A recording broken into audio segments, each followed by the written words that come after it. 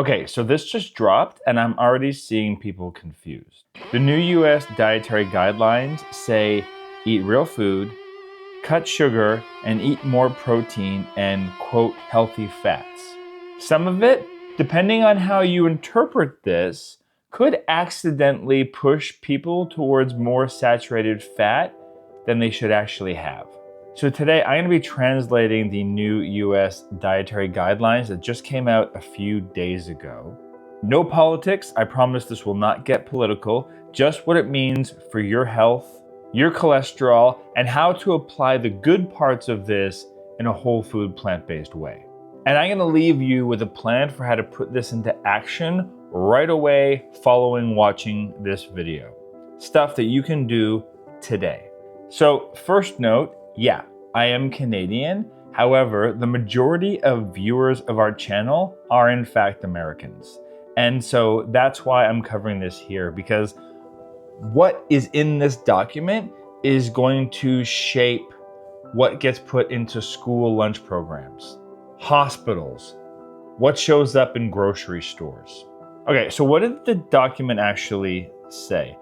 The 2026 to 2030 Dietary Guidelines emphasize whole foods and tell people to avoid ultra-processed snacks and added sugar. They say that for added sugars and even non-nutritive sweeteners, no amount is recommended, and they suggest keeping added sugar to about 10 grams per meal. They also say to avoid highly processed salty and sweet packaged food like chips, cookies, and candy. They recommend consuming less alcohol, but they remove the old 1 drink a day for women and 2 for men language. And the big headline that you're probably seeing everywhere is that they push for higher protein targets, and they talk about, quote, healthy fats in a way that includes animal foods and even mentions butter or beef tallow as options. So let's give credit where credit is due. 2 parts of this are genuinely helpful. First, less added sugar. If more people stop drinking sugar-sweetened beverages and stop eating dessert-like breakfast foods, that's a huge win. And this is from a guy who most mornings has oatmeal for breakfast with fruit. I don't see that as a ton of sugar. That's natural sugar. A donut is not a breakfast food. I'm sorry, it's cake. The guidelines explicitly say to avoid highly processed, ready-to-eat salty and sweet packaged foods. And honestly, if you are feeding kids, the easiest calories to overdo are the ones that come in shiny packages. Now here's where things can backfire. So the document keeps the traditional saturated fat limit under 10% of total calories, but the messaging around fats in general is a bit muddy. They describe healthy fats as being found in meats, poultry, eggs, and full-fat dairy. And while they do say to prioritize oils like olive oil when cooking, they also mention that other options can include butter or beef tallow.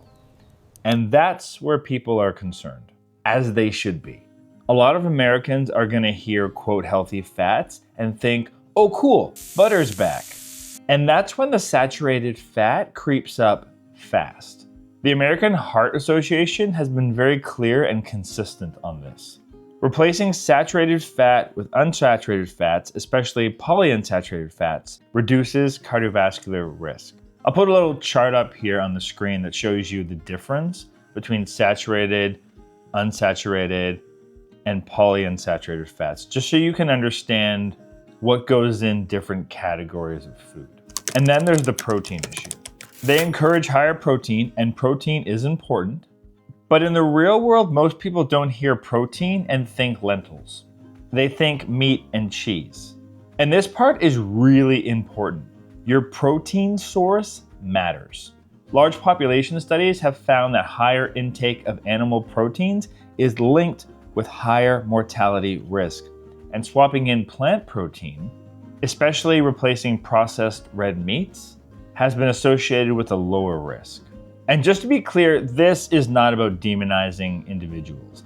Our channel is whole food, plant-based focused. If you like eating animal products, I'm not here to shame you. You do you. What I am saying is that the direction of this messaging is absolutely going to push more people towards more saturated fat than they should be consuming. One thing that always comes up when protein is in the headlines is this question. Okay, but how do I hit my protein goals without defaulting to meat and dairy? And this is where I'd like to thank the sponsor of today's video, Complement. Complement makes 100% protein powders designed specifically for people that eat plant-based diets. We're not talking about bro science here, and we're not talking about protein powders that are packed with fillers. Their protein powder currently comes in 3 flavors. They've got this delicious vanilla, they've got this smooth velvety chocolate, and they just have a straight up plain version as well if you don't want any additional little sweeteners in there. But their sweeteners are natural sources, so there's that as well. It's made from a blend of plant proteins, it's low in saturated fat, no dairy, no whey, and it's meant to complement a whole food plant-based diet, not replace it. If you are new to eating plant-based, or if you're like myself or my son and you are working on gaining muscle and just trying to hit higher protein targets in general, Complement's protein powder is a much healthier substitute than adding additional animal products like meat and dairy to your diet. I use it in smoothies, in oatmeal. I've even been known to sneak the natural version into some sauces without telling people.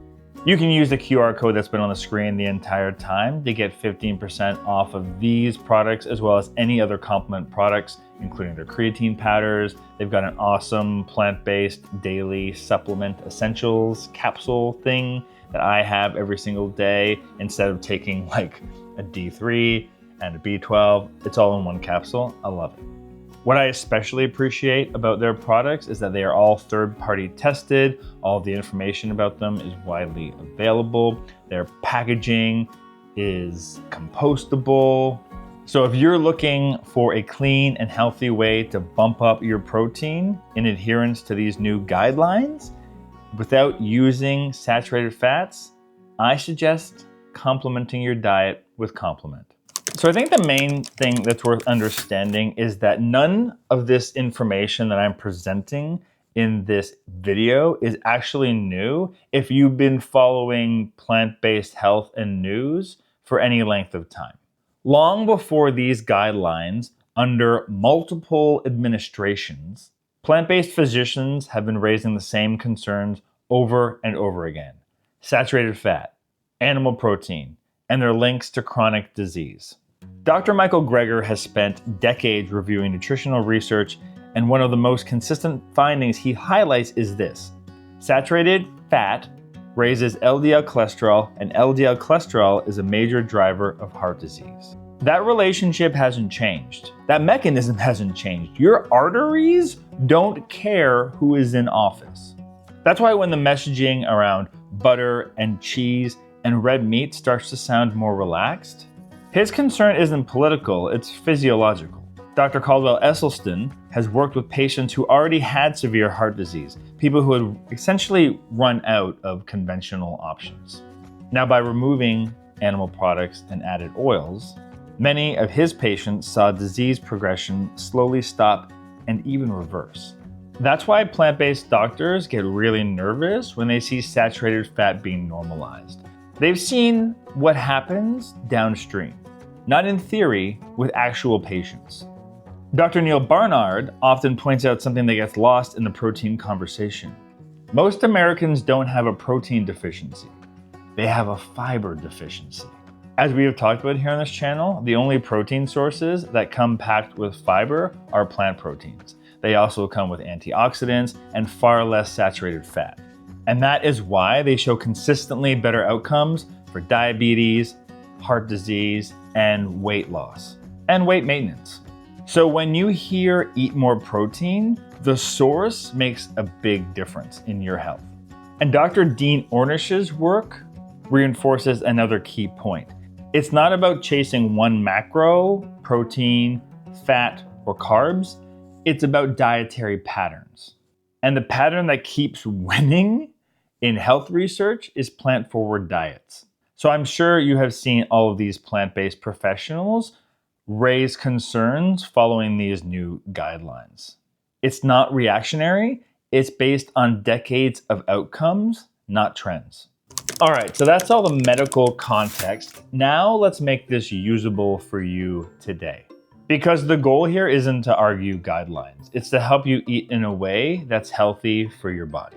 Here's the part that I want you to take home. We can meet all of the stated goals in the new dietary guidelines: more protein, real food, less sugar, without turning this into a steak and butter renaissance. If you want more protein the whole food plant-based way, think of anchors: tofu, tempeh, lentils, beans.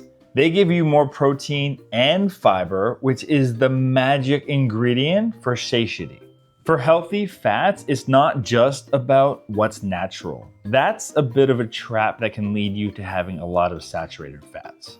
Here's the healthy ones that you can enjoy on a plant-based diet: nuts and seeds, chia, flax, tahini, avocado.